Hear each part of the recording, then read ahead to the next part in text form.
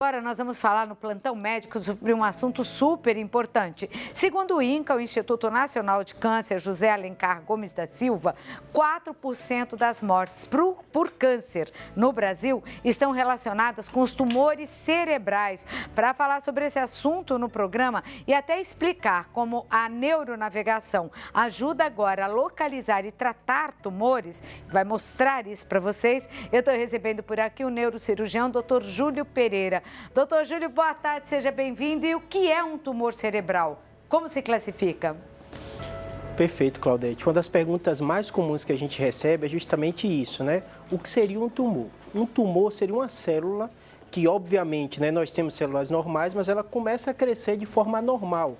Então, o tumor ele classifica, né, entre benigno e maligno, a depender do tipo de célula e o comportamento dessa célula. Então, é a classificação biológica. Então, se o tumor começa a crescer de forma muito rápida, de forma desajustada, esse é um tumor maligno. O tumor benigno, de uma forma geral, ele mantém as características da célula de origem e o crescimento é mais lento. Então, basicamente, seria essa a diferença, Claudete. Tumor dói, doutor?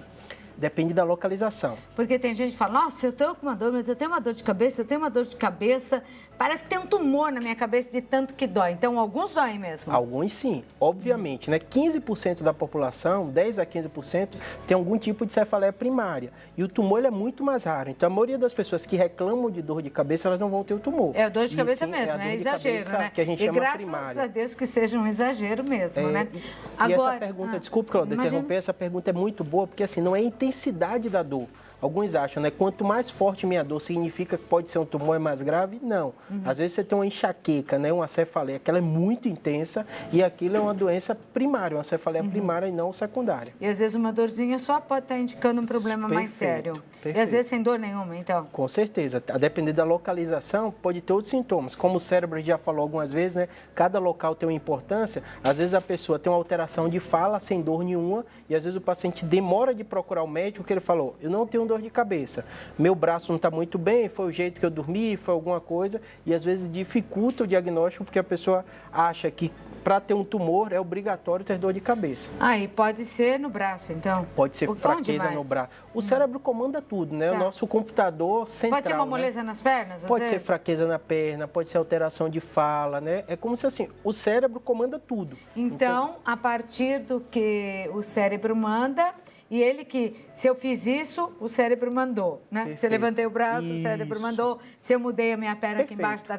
mesa, ele mandou. Perfeito. Se esse tumor está em alguma dessas partes, né? Isso. Ele vai atacar aquele pedacinho do nosso corpo. Perfeito. Então, para simplificar para o seu público, na medicina a gente chama os sinais de alerta da dor de cabeça. Quais são os sinais de alerta? Alguém que nunca tem uma dor nova, esse é um sinal de alerta. Uma dor que é associada a algum déficit focal, então eu tenho uma dor e algum desses sintomas que a gente falou apareceu. Uma crise convulsiva, né? Tem alguma alteração, isso também é um fator. E também pacientes que já têm o diagnóstico de outra doença, você falou um pouquinho do câncer, né? Sim. E já vi outras entrevistas aqui sobre câncer. Um paciente que está num tratamento, né, de mama, de algum outro tumor, próstata, e começa a ter o sintoma neurológico, é obrigatório que ele procure também atendimento. É mesmo? Porque pode? Pode dar metástase, né? Que é os dois tipos de tumores mais comuns que a gente opera no dia a dia, são as metástases, tanto no cérebro como na coluna. E de qualquer tipo de câncer? Qualquer tipo. O que seria metástase? Seria a célula de um local, então pode ser mama, próstata, ela cai na corrente sanguínea, um grupo de células, isso vai para o coração bombeia, como o cérebro recebe muito sangue, né? Pode cair nessa região e essa célula começa a crescer. Pode não ter perto de onde está o tumor e ter no cérebro? E a lógica de metástase é justamente essa, é ser uma lesão à distância e não por contiguidade, né? Tá. Ela pode crescer e comprimir, tem razão, acontece isso, mas pode cair na corrente sanguínea e sair. Poxa vida, viu? Você vê como... Para estar tudo bem, a gente tem que rezar muito mesmo, viu? Na verdade, ter alimentação regrada, ter uma vida regrada, ter sorte também, perfeito, né? De não pegar uma doença. Mas assim, Claudete, a gente olha, porque obviamente, né? Se a gente vai falar de saúde, a gente fala de doença, na verdade, né? Porque para informar as pessoas convivem. Mas assim, a média de vida da população está melhorando muito. É comum no consultório chegar paciente com 90, 85, você até olha se não está errado a data ali de nascimento. Eu pergunto várias vezes, a senhora tem 85 anos, ontem mesmo mesmo tiveram 2 pacientes que eu não acreditei, eu até brinquei. Seu pai não errou no registro, não? Porque realmente as pessoas estão cada vez com qualidade de vida melhor. E é lógico que se estão vivendo mais, os problemas também vão aparecendo. Eu sei que você tem coisas para mostrar, antes de mostrar pra gente aí, né, essa neuronavegação. Depois nós vamos mostrar, você vai ver que interessante. Primeiro vamos lá saber um pouco mais sobre esses tumores cerebrais. Isso, pois não, perfeito. doutor, fique à vontade. Vamos lá, Claudete. Então, o que acontece? Toda vez que alguém pergunta sobre o tumor cerebral, o que a gente vai falar são os sintomas. A gente já falou um pouquinho, o cérebro da gente, óbvio que é uma forma de facilitar, porque o cérebro está todo conectado, cada região tem uma função, né? Então, a parte frontal é responsável pelo pensamento, pelo raciocínio, parte da linguagem também, parte da motricidade, a parte temporal que a gente falou quando conversou de Alzheimer também é responsável pela memória, o que chama mais atenção, e o comportamento também. Então, algumas vezes a pessoa tem uma alteração de comportamento, a família demora de procurar, porque acha, não, ela está nervosa, ela está muito deprimida, e na verdade, às vezes é uma alteração focal, né? O cerebelo, né, que é o órgão que simula muito quando alguém bebe, tem uma alteração nele. Então, alteração de marcha, então, toda essa sintomatologia, caso apareça, pode ser um tumor nessa região. Outro aspecto bem interessante, eu queria mostrar para vocês, são que eu até brinquei quando eu estava vindo para cá, que assim, sua produção está ficando cada dia melhor, né? Que eu estou brincando que daqui a um dia vai ter um centro cirúrgico aqui dentro, né? Porque eles trazem Olha, se tudo. for para facilitar a vida do público e favorecer a saúde, sim. Porque a área cirúrgica, Claudete, é curioso isso, né? Ela é muito visual. Né? Então, você tem que mostrar o que as coisas estão acontecendo para as pessoas entenderem, né? Então, eu percebo que cada vez a qualidade está melhor, as pessoas entendem melhor. Então, como é que o médico descobre que alguém tem um tumor ou não? Fazendo um exame de imagem. Hoje, a ressonância para o tumor é o que mais ajuda, é o exame de melhor qualidade. Você consegue identificar. Na minha cabeça, neurocirurgião, eu identifico o tumor, meu raciocínio é: qual o risco de eu fazer um procedimento? Primeiro, eu preciso ou não fazer um procedimento? Se precisar, qual o risco? E o que é que eu posso utilizar para localizar aquela lesão e retirar? Então, esse é o que o médico pensa.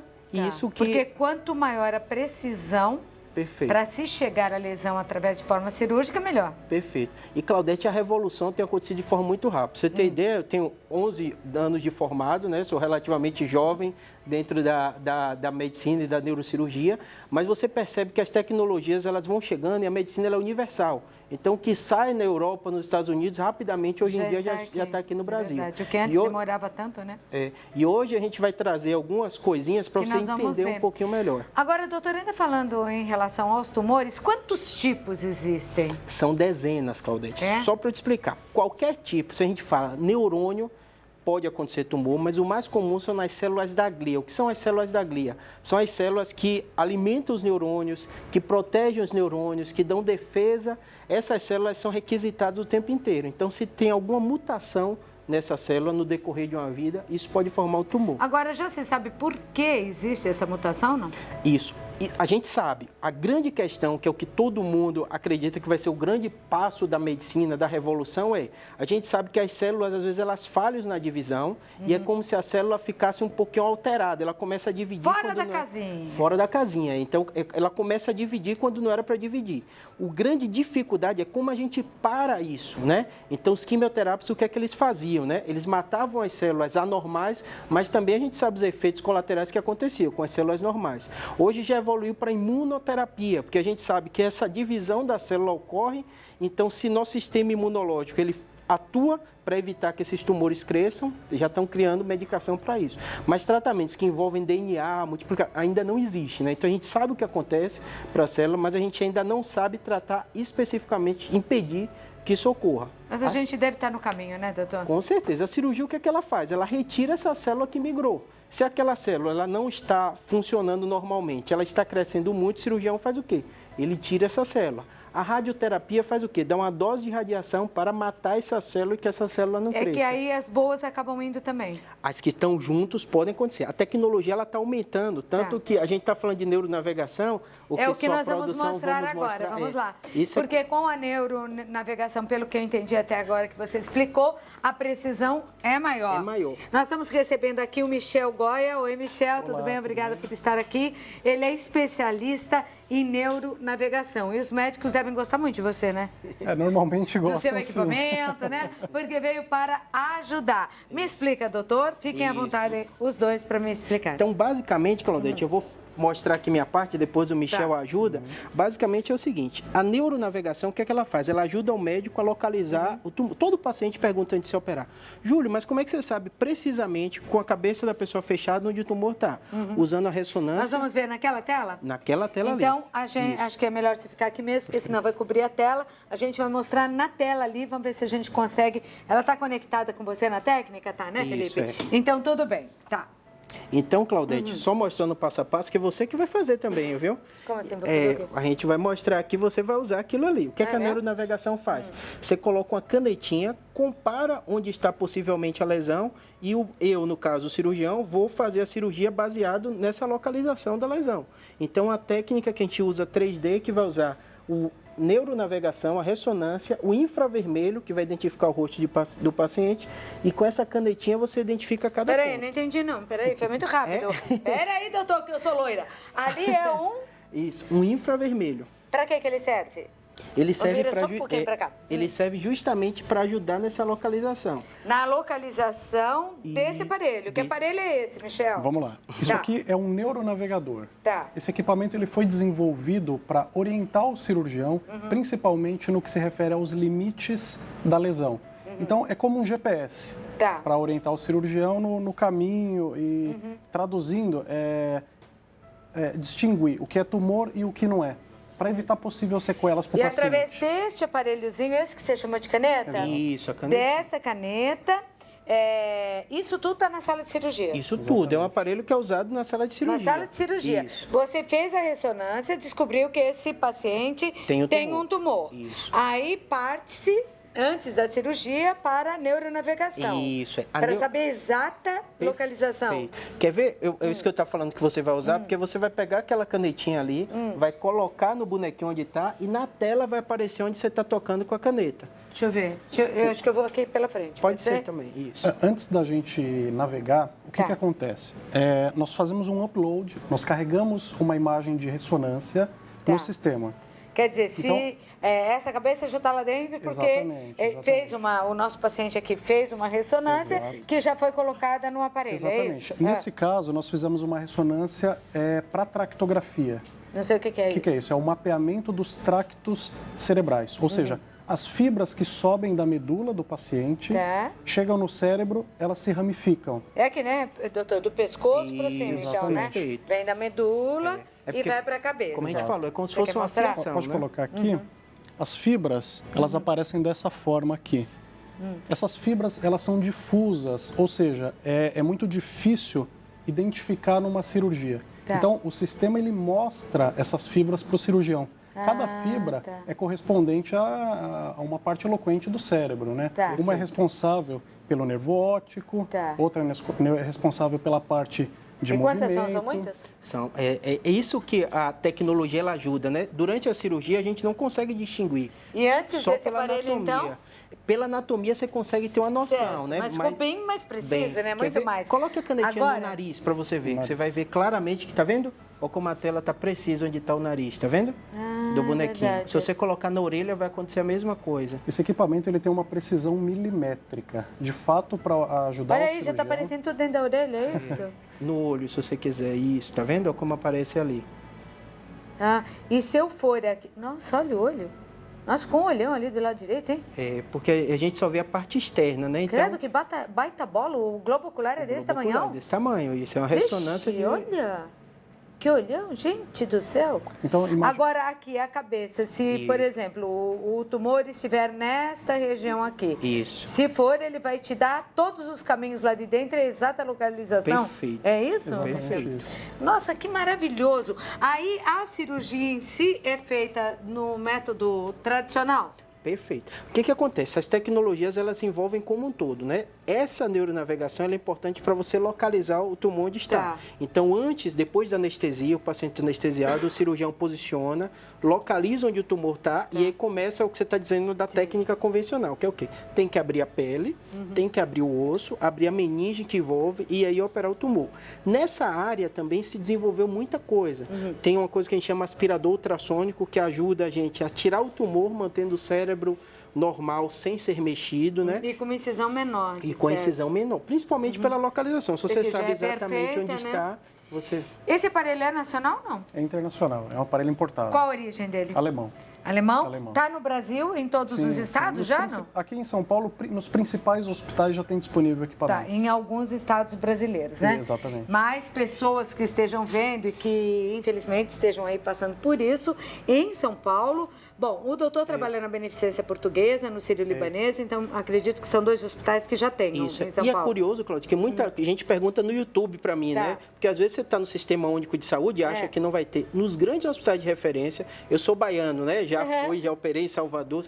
Os hospitais de referência geralmente têm tecnologia. Mesmo do SUS? Mesmo do SUS. Os Ai, que hospitais de coisa boa. escola, os hospitais grandes. A neurocirurgia... Então é procurar, olha como a informação é importante. Sabendo que existe uma técnica que vai dar ao médico que vai te operar uma maior precisão na localização de tumores cerebrais, dá para você conversar isso com ele, tentar saber em que hospital existe o aparelho, chama-se neuronavegador.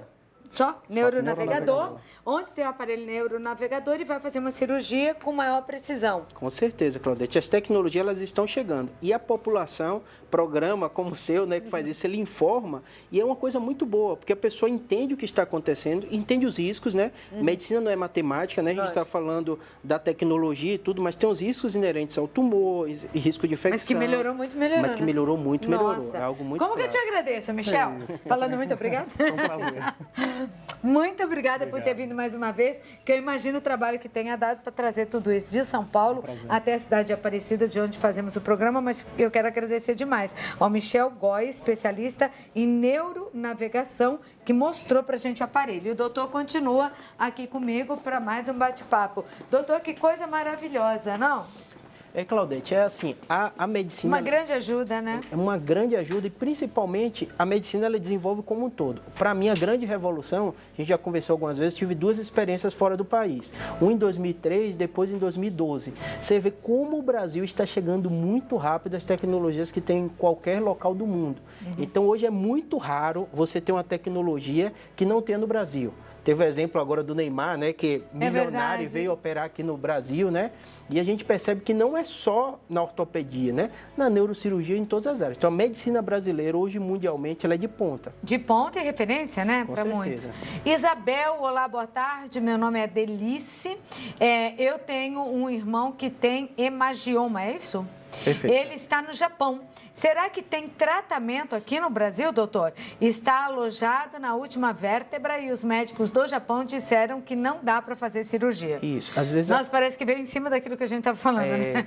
O hemangioma de corpo vertebral é uma doença relativamente comum, como a gente sempre fala, né? Dá pra gente falar do caso geral, mas cada caso é muito específico, né? Mas hemangioma de corpo, de um modo geral, ele é comum, nem sempre dá problema e muitas vezes o médico realmente só acompanha. Porque, assim, às vezes está no local central do cóccix, região difícil, às vezes o procedimento é mais risco do que uma lesão que é benigna e a chance de crescer é pequena. Então, ela tem que procurar um médico, conversar isso com calma para ver. Se o médico do irmão dela, que é japonês, né, falou que é melhor não operar, confie que às vezes não é mesmo, com né? certeza. É aconselhável E operar. a hemangioma geralmente é benigna, é uma lesão que muitas vezes não cresce, a pessoa descobre porque fez o exame e nem tem sintomatologia. Tá.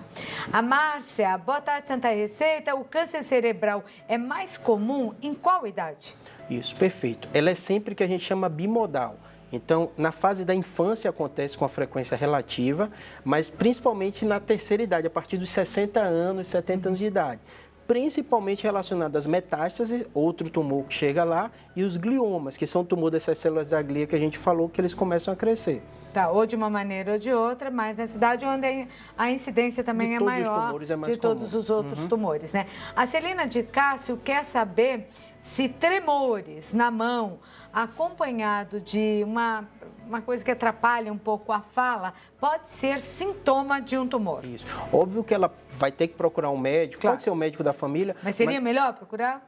Mas assim, o tremor essencial que a gente chama é bem comum isso, que aquela pessoa que às vezes a idade vai chegando, ela começa a tremer, tem um tremor fino, e da mesma forma que isso acontece na mão, também pode acontecer nas cordas vocais. Não é comum a gente conhecer pessoas que quando elas ficam nervosas, elas começam a tremer a fala. Mas ela vai ter que ter um médico da família que examine ela e provavelmente, se for um tremor essencial, tranquilize ela. E geralmente quem tem tremor essencial tem história na família. Mas Um irmão, independente uma mãe, da idade, se nunca aconteceu nada, é uma Tem que pessoa ainda procurar. assim que de repente acontece Tem que isso, procurar. aí é melhor ir logo, Com né? certeza. No tumor, o tempo que se demora para procurar o médico, ele conta? é o fator mais importante, né? Principalmente... Então, é melhor procurar. Com Aconteceu certeza. alguma coisa diferente com você? Vai ao médico. Isso. Eu sei que é difícil no Brasil, muitos não têm acesso, mas é melhor, ainda mais uma coisa assim, a visão está atrapalhada, a fala está atrapalhada, começou a tremer a mão, foi pegar uma xícara, a xícara caiu, tem que ir para o médico, né? E uma coisa curiosa que você falou agora, no Brasil a gente não tem a cultura de ter um médico generalista, ou médico Não, da família. é Está verdade. voltando isso. É uma das coisas mais importantes. Às vezes a pessoa vai no ultra especialista e às vezes o problema seria muito mais simples que o médico da família, o generalista, poderia resolver. Aliás, seria muito melhor, né? Com certeza. Porque, desculpe, o senhor é médico, mas hoje em dia a gente vai no médico, o médico manda primeiro fazer um monte de exame para depois tocar em você. O que também, na minha opinião, é errado, né? Isso, mas é uma coisa da estrutura, Claudete. Vou te dizer, por exemplo, eu sou neurocirurgião, então eu vejo muito mais tumor. Então, minha visão como neurocirurgião é muito mais, vamos dizer, de coisas graves, né? Ah, sim, é lógico. Mas às vezes você vai, assim, por algum outro problema. Com certeza. Né? E falta aquela coisa, a gente tem. Perfeito. Sente falta, eu acho, brasileiro, do médico que te examinava, assim, falar, 33, sei lá, sabe aquela coisa de te olhar por inteiro, olhar teu pé, olhar você, e não só pedir exame, né? Então, essa necessidade do médico Perfeito, de família médico é da bem família, grande, eu acho. generalista, com certeza. Cida Almeida, doutor Júlio, em um acidente de carro, bati muito a cabeça, fiquei inconsciente. Agora estou tendo desmaios. No exame deu, nossa senhora, o que é isso? Epileptiformes, é isso? Epileptiformes, Epileptiformes. É, isso daí. De projeção temporal anterior esquerda. Acho que ela leu lá o exame, é o que está escrito no exame. Tá correto. E estou tomando um remédio à noite, mas estou com tonturas ainda. O que eu faço? Vamos saber se dá para te ajudar. Perfeito, dá para entender. Às vezes você tem uma pancada e a pancada nessa região temporal, às vezes dá pequenos sangramentos, pequenas alterações e faz uma pessoa que nunca tem crise começa a ter uma crise secundária. O médico tem que dar um remédio que a gente chama profilático para evitar que aquela pessoa tenha crise. Entendi. Existem dezenas de remédios, então é importante ela ir para o médico dela e conversar, explica o sintoma. Às vezes o paciente toma um remédio, dá efeito colateral, é possível que o médico mude para outro. E eu tenho uma curiosidade também ainda em relação ao tumor, que é o nosso tema principal de hoje, né? O tumor cerebral. Dependendo da região em que ele está, ele pode mudar radicalmente, assim, o perfil ou a personalidade dessa pessoa? Pode, o modo de agir dessa pessoa? Pode. Para você ter ideia, essa sua pergunta é tão importante que isso foi uma revolução na neurocirurgia. Existia um caso, vou contar bem curto. Por favor. Um paciente inglês teve uma explosão e ele lesou a parte frontal. E aí, a partir daí, ele mudou o comportamento. O médico da família, que a gente está até brincando, ele foi muito curioso e ficou anotando. Falou, esse paciente, ele era super responsável e começou a mudar o comportamento e foi uma das primeiras hipóteses que a região frontal é responsável pelo comportamento. Eu tive falando... E alguma alteração lá pode alterar a personalidade. A personalidade. Então, é curioso que a gente entende do cérebro, a gente fala muita coisa, mas a gente sabe ainda pouco. Isso é importante as pessoas entenderem, né? Eu tive um paciente que eu conto para todos os pacientes isso, que a gente operou, depois ele falou, doutor, minha esposa está ótima e tal, mas ela mudou um pouco.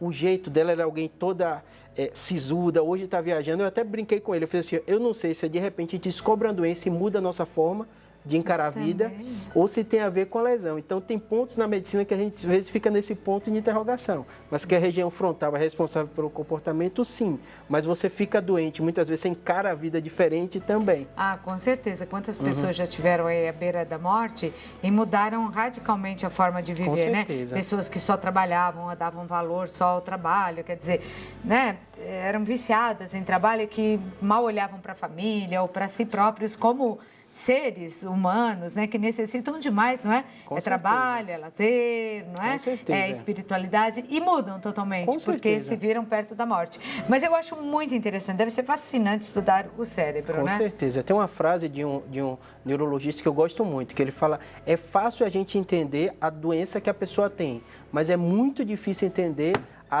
que tipo de pessoa tem aquela doença. Então, dar o diagnóstico, às vezes é simples na neurocirurgia.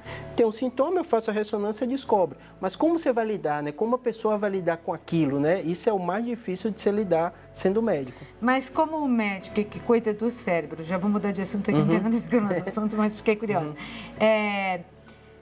O senhor acredita em pessoas positivas e negativas? Como médico, por exemplo, pessoas que têm mais fé, ou que são mais positivas, ou que acreditam, não, eu tenho isso, mas eu vou melhorar, eu vou vencer, eu vou superar, eu vou dar a volta por cima. Isso é balela ou isso dá realmente força para que ela vença a doença? Isso é algo muito óbvio, é difícil você encontrar. Você pode perguntar a todos os médicos que vêm aqui, você vai dizer um que não. O que acontece é que a medicina ela é uma ciência, né? Então você tem que fazer alguns testes para ver isso ou não. Mas só para você ter ideia, tem um efeito que a gente chama em remédio quando você testa, que chama efeito placebo. O que é efeito placebo? Só o fato de você dar uma medicação para a pessoa dizer que ela vai melhorar. Que não seja nada, água com farinha? Água com farinha, aquilo melhora. Então existe uma porcentagem que não é pequena, de 10 a 15%, que são fatores externos aos remédios, ao tratamento, que fazem toda a diferença. Então, na minha opinião, isso é muito claro.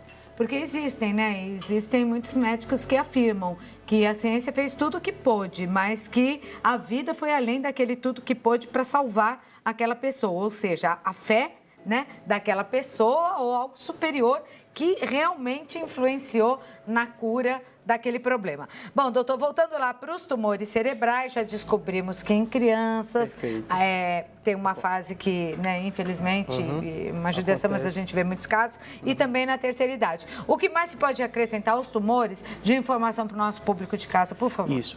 Uma das coisas mais importantes é saber que são doenças raras, então não é motivo de pânico se você teve uma dor de cabeça que você vai ter um tumor.